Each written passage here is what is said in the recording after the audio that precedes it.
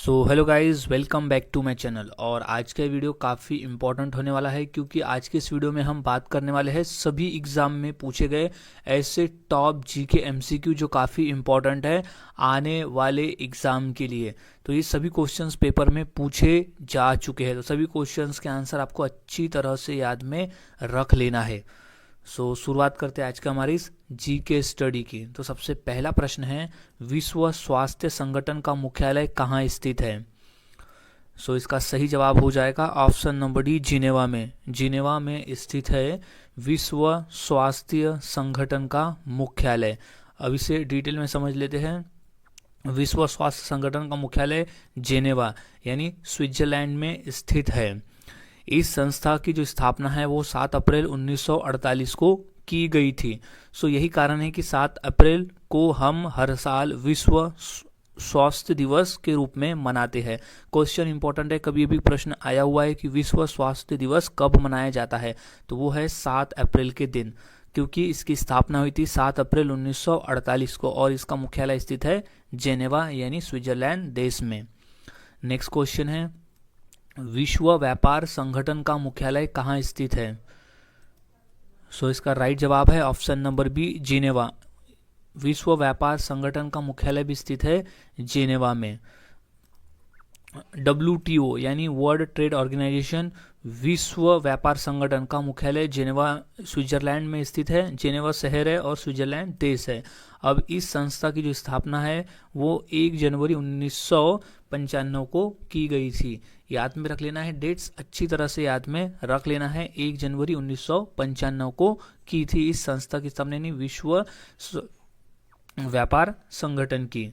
अब इसमें जो सदस्य है वो 164 यानी 164 सदस्य देश है। नेक्स्ट क्वेश्चन, स्वामी दयानंद सरस्वती ने किस समाज की स्थापना की थी?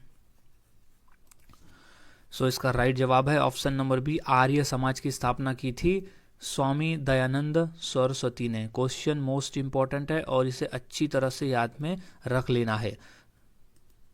डिटेल में समझ लेते हैं। स्वामी दयानंद सरस्वती ने आर्य समाज की स्थापना की थी। इसकी स्थापना उन्होंने अप्रैल 1875 में बम्बई में की थी। याद रखना है कि आर्य समाज की स्थापना हुई थी अप्रैल 1875 में बम्बई शहर में। यह एक हिंदू सुधार आंदोलन था और आर्य समाज का जो मुख्यालय है वो नई दिल्ली में स्थित है। याद रखना है, आर्य समाज का मुख्यालय स्थित है नई दिल्ली में। नेक्स्ट क्वेश्चन, भारत सेवक समाज की स्थापना किसने की थी? सही जवाब है option number B, Gopal Krishna Gokhale ने की थी भारत सेवक समाज की स्थापना। इसे डिटेल में समझ लेते हैं। भारत सेवक समाज की स्थापना गोपाल कृष्ण गोखले ने पुणे में, महाराष्ट्र राज्य पुणे में की थी 12 जून 1905 में की थी। यानी भारत सेवक समाज की स्थापना गोपाल कृष्ण गोखले द्वारा 12 जून 1905 में पुणे में की थी, जो कि महाराष्ट्र राज्य में है। सन 1964 में सबसे प्रथम दिल्ली में इसकी शाखा खुली थी। याद में रख लेना है, 12 जून 1905 को भारत सेवक समाज की स्थापना की गई थी गोपाल कृष्ण गोखले द्वारा पुणे में। नेक्स्ट क्वेश्चन है, राष्ट्रीय खेल दिवस किस दिन मनाया जाता है? इसका सही जवाब है ऑप्शन नंबर बी, 29 अगस्त को हम हर साल राष्ट्रीय खेल दिवस मनाते हैं। इसे डिटेल में समझ लेते हैं। राष्ट्रीय खेल दिवस भारत में हर साल 29 अगस्त को मनाया जाता है।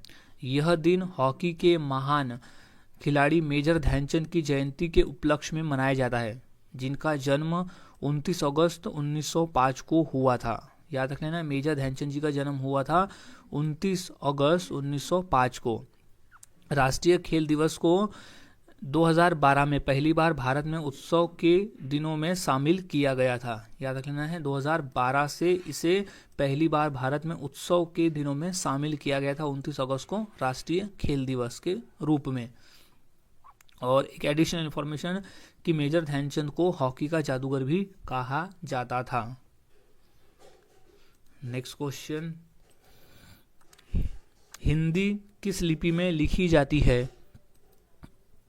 सही जवाब ऑप्शन नंबर सी, देवनागरी लिपि में लिखी जाती है हिंदी लिपि। याद रख लेना है, मोस्ट इंपॉर्टेंट क्वेश्चन है ये, काफ़ी बार ये क्वेश्चन रिपीट हुआ है। सो डिटेल में समझ लेते हैं। हिंदी भाषा को देवनागरी लिपि में लिखा जाता है, जिसे नागरी लिपि के नाम से भी जाना जाता है। यह लिपि ब्राह्मी लिपि से विकसित हुई है और इसमें 11 स्वर और 33 व्यंजन होते हैं। यह जो देवनागरी लिपि है वो प्राचीन लिपि ब्राह्मी लिपि से विकसित हुई है, जिसमें 11 स्वर और 33 व्यंजन होते हैं। अब भारतीय संविधान के अनुच्छेद 343 के अनुसार देवनागरी लिपि में हिंदी को संघ की राजभाषा घोषित किया गया है। क्वेश्चन इंपॉर्टेंट है, इससे याद में रख लेना है कि भारतीय संविधान के अनुच्छेद 343(1) यानी पार्ट 1 के अनुसार देवनागरी लिपि में हिंदी को संघ की राजभाषा घोषित किया गया है। देवनागरी लिपि का उपयोग केवल हिंदी के लिए नहीं बल्कि अन्य भाषा के लिए किया जाता है, जैसे कि संस्कृत, मराठी, नेपाली, कोंकणी, सिंधी, कश्मीरी, भोजपुरी और मैथिली आदि भाषाओं को लिखने के लिए भी देवनागरी लिपि का उपयोग किया जाता है। सो पॉइंट्स को अच्छी तरह से याद में रख लेना है, क्योंकि एक क्वेश्चन से यहाँ कई क्वेश्चंस बनते हैं। सो नेक्स्ट क्वेश्चन की बात करते हैं। प्रतिवर्ष किसकी स्मृति में 13 फरवरी को महिला दिवस मनाया जाता है? सो इसका सही जवाब हो जाएगा option number C, Sarojini Naidu. Sarojini Naidu ji के जन्मदिन के अवसर पर हम हर साल 13 फरवरी को राष्ट्रीय महिला दिवस मनाते हैं। अब इसे डिटेल में समझ लेते हैं। सो महिला दिवस स्वतंत्रता सेनानी और भारत की पहली महिला राज्यपाल सरोजिनी नायडू जी के जन्मदिन के जयंती के उपलक्ष्य में मनाया जाता है। सरोजिनी नायडू का जन्म 13 फरवरी 1879 को हैदराबाद में हुआ था। उनका जन्म कब हुआ था? 13 फरवरी 1879 को हुआ था। इसलिए 13 फरवरी को उनकी जयंती पर हम हर साल राष्ट्रीय महिला दिवस मनाते हैं। अब सरोजिनी नायडू को भारत की कोकिला के नाम से भी जाना जाता है। ये क्वेश्चन मोस्ट इंपॉर्टेंट है कि भारत की कोकिला के नाम से किसे जाना जाता है। सो वो जाना जाता है सरोजिनी नायडू को। क्वेश्चन मोस्ट इंपॉर्टेंट है, इसे अच्छी तरह से याद में रख लेना है, क्योंकि क्वेश्चन रिपीटेड आया है। भारत की कोकिला के नाम से किसे जाना जाता है? तो वो है सरोजिनी नायडू को। उनका जन्म हुआ था 13 फरवरी 1879 को और उन्हीं के जन्मदिन पर हम हर साल राष्ट्रीय महिला दिवस मनाते हैं। और याद रख लेना एक एडिशनल पॉइंट, 8 मार्च को हम अंतर्राष्ट्रीय महिला दिवस मनाते हैं। तो दोनों में कंफ्यूज नहीं होना है, राष्ट्रीय और अंतर्राष्ट्रीय में। अंतर्राष्ट्रीय महिला दिवस है 8 मार्च और राष्ट्रीय महिला दिवस है 13 फरवरी के दिन। नेक्स्ट क्वेश्चन की बात करते हैं। विटामिन की खोज किस वैज्ञानिक ने की थी? सो इसका सही जवाब है option number B, Casimir Funk. Casimir Funk नामक वैज्ञानिक ने विटामिन की खोज की थी। सो डिटेल में समझ लेते हैं। विटामिन की खोज पॉलीजीव रसायन ज्ञानी कासिमिर फंक ने साल 1912 में की थी। उन्होंने साल 1912 में भोजन के विशेष पोषक तत्वों को विटामिन का नाम भी दिया था। यानी उन्होंने विटामिन की खोज की थी और विटामिन नाम भी उन्होंने ही दिया था 1912 में। अब कासिमिर फंक को विटामिन थेरेपी का जनक भी माना जाता है। ये याद रख लेना है कि विटामिन थेरेपी का जनक किसे माना जाता है? तो वो है कासिमिर फंक को माना जाता है। नेक्स्ट क्वेश्चन, दिल्ली के प्रसिद्ध लोह स्तंभ का निर्माण किस वंश के शासक ने करवाया था? क्वेश्चन इंपॉर्टेंट है। सो इसका सही जवाब हो जाएगा ऑप्शन नंबर 1, गुप्त वंश के शासक ने लोह स्तंभ का निर्माण करवाया था।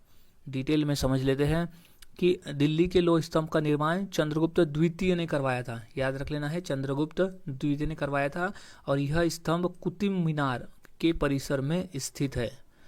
सो चंद्रगुप्त द्वितीय के शासनकाल लगभग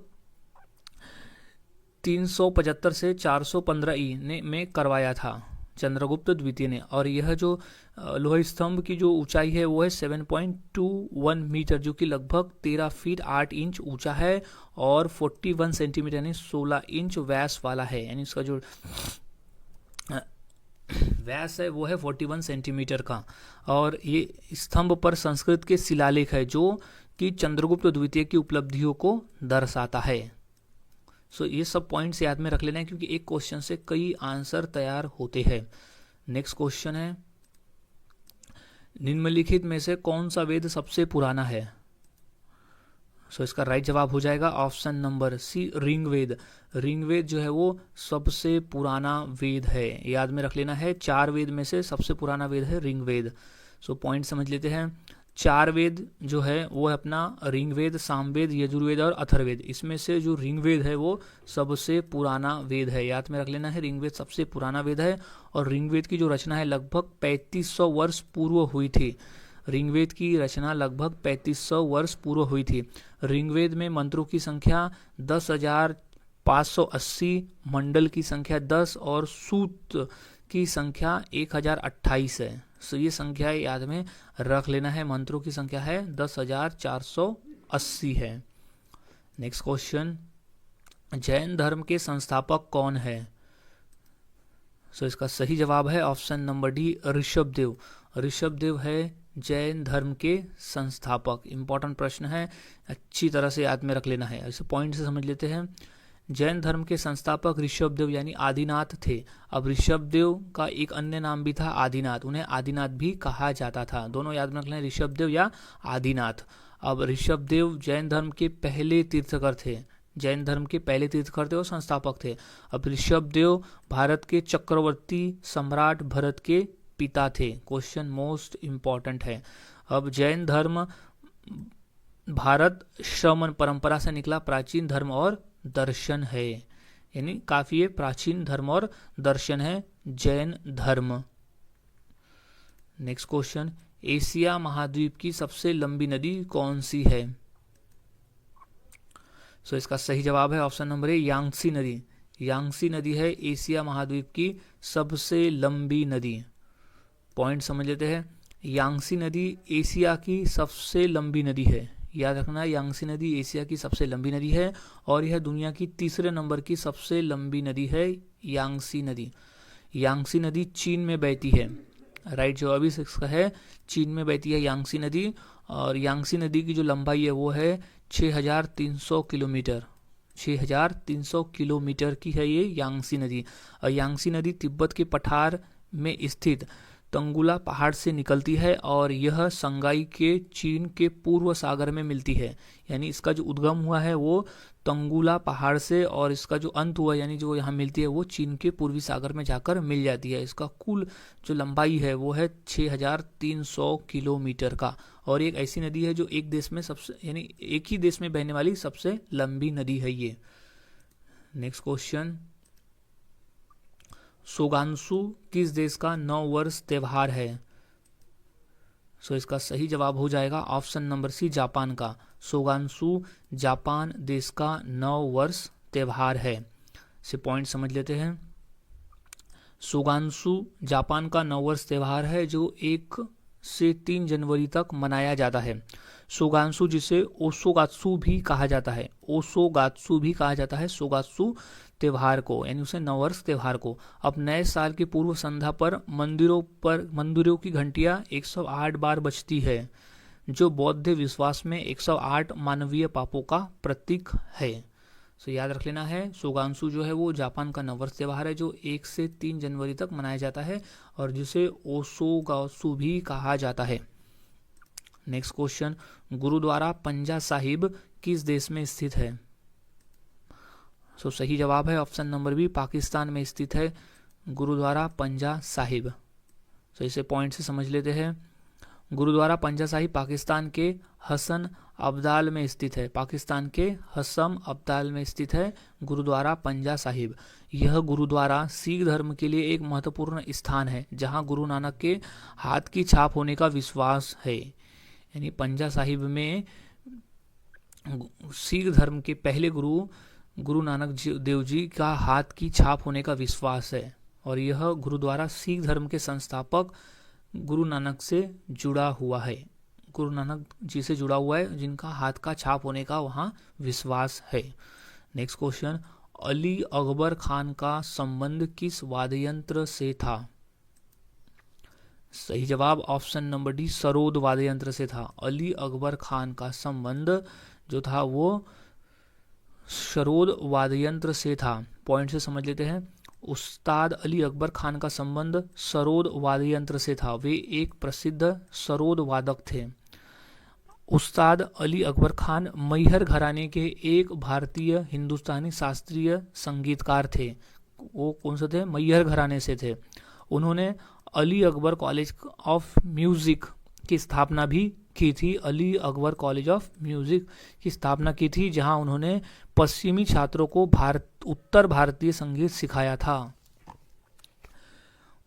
उस्ताद अली अकबर खान ने Ali Akbar college of music की स्थापना की थी, जहां उन्होंने पश्चिम छात्रों को उत्तर भारतीय संगीत सिखाया था। अब उनका निधन 19 जून 2009 को सेंस फ्रांस्की को यानी संयुक्त राष्ट्र अमेरिका में हुआ था। पॉइंट याद में रख लेना है, इंपॉर्टेंट पॉइंट सही है। नेक्स्ट क्वेश्चन, जागोई नृत्य किस राज्य का नृत्य है? सो इसका सही जवाब हो जाएगा ऑप्शन नंबर ए, मणिपुर का। जागोई नृत्य जो है वो मणिपुर राज्य का नृत्य है। अब पॉइंट से समझ लेते हैं। जागोई नृत्य मणिपुर राज्य का एक प्रमुख शास्त्रीय नृत्य है। इसे मणिपुरी नृत्य के नाम से भी जाना जाता है। जागोई नृत्य को मणिपुरी नृत्य के नाम से भी जाना जाता है और यह मणिपुर के मैतेई समुदाय द्वारा किया जाता है। याद रख ले, जागोई नृत्य जो है वो मैतेई समुदाय द्वारा किया जाता है मणिपुर में, और यह एक पारंपरिक लोक नृत्य है। सभी पॉइंट्स को याद में रख लेना है कि जागोई नृत्य जो है एक शास्त्रीय नृत्य है जो मणिपुर राज्य में किया जाता है और यह किया जाता है मैतेई समुदाय के द्वारा। नेक्स्ट क्वेश्चन, भारत में हर साल संविधान दिवस किस दिन मनाया जाता है? सो इसका सही जवाब है ऑप्शन नंबर सी, 26 नवंबर को। 26 नवंबर के दिन हम हर साल संविधान दिवस के रूप में मनाते हैं। अब क्यों मनाते हैं ये पॉइंट के जरिए हम समझ लेते हैं। सो भारत में हर साल संविधान दिवस 26 नवंबर को मनाया जाता है। इसका ये कारण है कि 26 नवंबर 1949 को संविधान सभा ने भारतीय संविधान को अंगीकृत किया था, यानी उसे स्वीकार किया था। यही कारण है कि हम 26 नवंबर को संविधान दिवस के रूप में मनाते हैं। अब संविधान दिवस को अंगीकृत कब किया गया था? 26 नवंबर 1949 को। और फिर संविधान लागू कब हुआ था? तो वो होता 26 जनवरी 1950 को पूरे देश भर में यानी हमारे भारत देश में स्वीकार किया गया था। इसलिए गणतंत्र दिवस हम 26 जनवरी को मनाते हैं। अब संविधान दिवस कब से मनाया जाता है? तो वो 2015 से मनाया जा रहा है संविधान दिवस 26 जनवरी को। नेक्स्ट क्वेश्चन, विश्व बैंक का मुख्यालय कहाँ स्थित है? सो इसका राइट जवाब हो जाएगा option number B, Washington DC में स्थित है विश्व बैंक का मुख्यालय। मोस्ट इंपॉर्टेंट क्वेश्चन है ये, अच्छी तरह से याद में रख लेना है। विश्व बैंक का मुख्यालय है वॉशिंगटन में। तो इसे पॉइंट से समझ लेते हैं। विश्व बैंक का मुख्यालय वॉशिंगटन डीसी में है, जो कि संयुक्त राष्ट्र अमेरिका में स्थित है। क्वेश्चन मोस्ट इंपॉर्टेंट है, वॉशिंगटन डीसी में है जो संयुक्त राष्ट्र अमेरिका में है। अब विश्व बैंक की स्थापना जुलाई 1944 में हुई थी। विश्व बैंक की स्थापना हुई थी जुलाई 1944 में।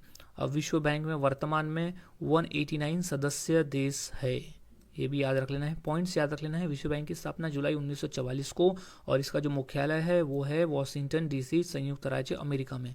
और इसे वर्तमान में अभी विश्व बैंक में 189 देश सदस्य है। नेक्स्ट क्वेश्चन है, विश्व पर्यावरण दिवस कब मनाया जाता है? सो इसका सही जवाब हो जाएगा ऑप्शन नंबर 5 जून को।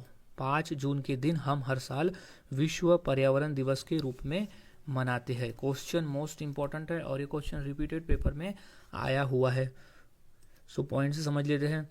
सन 1972 में संयुक्त राष्ट्र महासभा ने 5 जून को विश्व पर्यावरण दिवस यानी वर्ल्ड एनवायरनमेंट डे के रूप में नामित किया है। इसलिए 5 जून को हम हर साल विश्व पर्यावरण दिवस मनाते हैं। कब नामित किया था? सन 1972 को।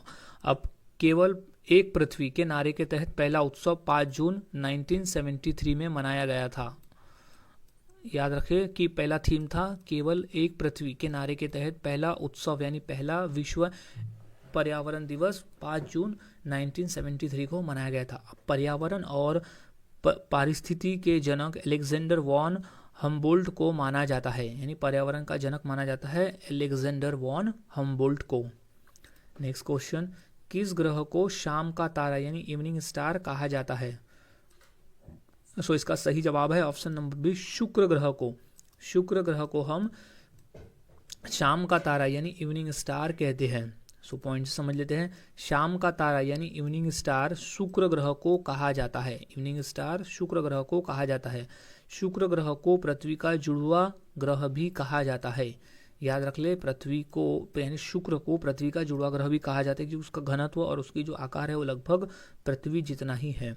अब शुक्र ग्रह हमारे सौरमंडल का सबसे गर्म ग्रह है। तो इसका ये कारण है कि इसमें कार्बन डाइऑक्साइड की मात्रा अधिक होती है। इस वजह से सौरमंडल का जो सबसे गर्म ग्रह है वो शुक्र ग्रह। ये भी पॉइंट याद में रख लेना है कि सौरमंडल का सबसे गर्म ग्रह कौन सा है। सो वो है शुक्र ग्रह। नेक्स्ट क्वेश्चन, अमृतसर स्थित स्वर्ण मंदिर किसने बनाया? ये क्वेश्चन मोस्ट इंपॉर्टेंट है और ये क्वेश्चन के आंसर को अच्छी तरह से याद में रख लेना है।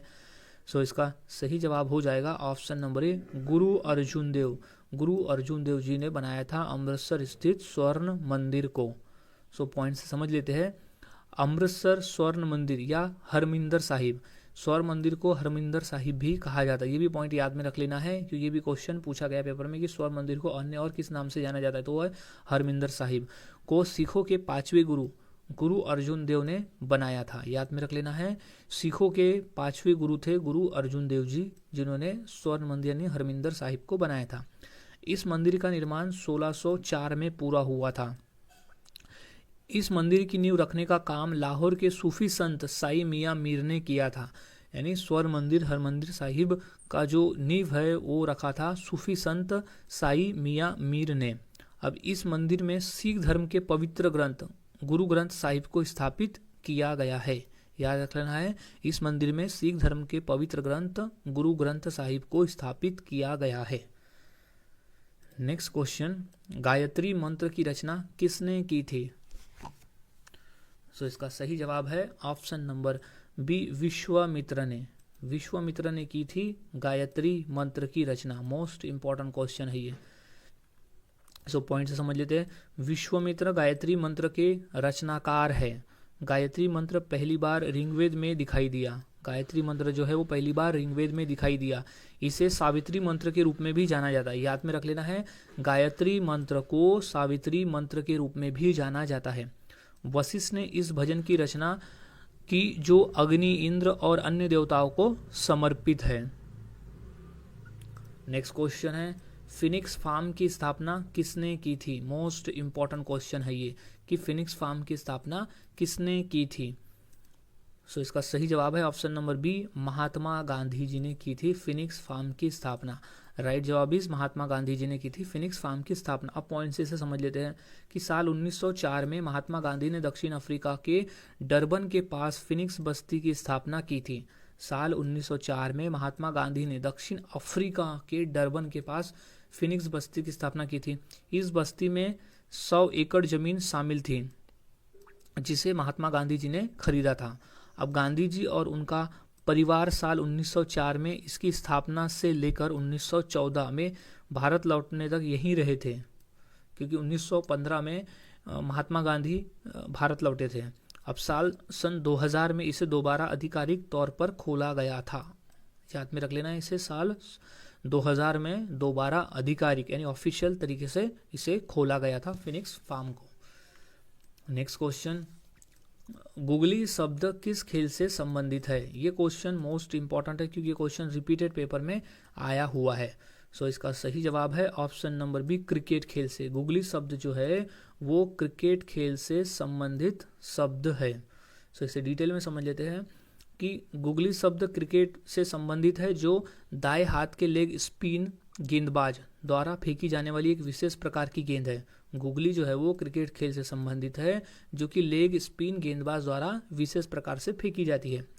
गुगली है जिसे रॉग ऑन या बोसी के नाम से भी जाना जाता है। गुगली को रॉन्ग ऑन या बोसी के नाम से भी जाना जाता है। गुगली गेंद जो लेग स्पिनर गेंदबाज की सामान्य डिलीवरी के विपरीत दिशा में घूमती है। गुगली जो गेंद है वो लेग स्पिन गेंदबाज की सामान्य डिलीवरी से विपरीत दिशा में घूमने वाली गेंद है। नेक्स्ट क्वेश्चन है, दूध के घनत्व को किसके द्वारा मापा जाता है? सो इसका सही जवाब है ऑप्शन नंबर ए, लैक्टोमीटर के द्वारा मापा जाता है। दूध के घनत्व को लैक्टोमीटर के द्वारा मापा जाता है। अब पॉइंट से समझ लेते हैं। दूध के घनत्व को लैक्टोमीटर नामक उपकरण से मापा जाता है। लैक्टोमीटर नामक उपकरण से। अब लैक्टोमीटर एक ऐसा उपकरण है जो दूध के घनत्व यानी मलाईदारपन को मापकर क्रीम की मात्रा का अनुमान लगाता है।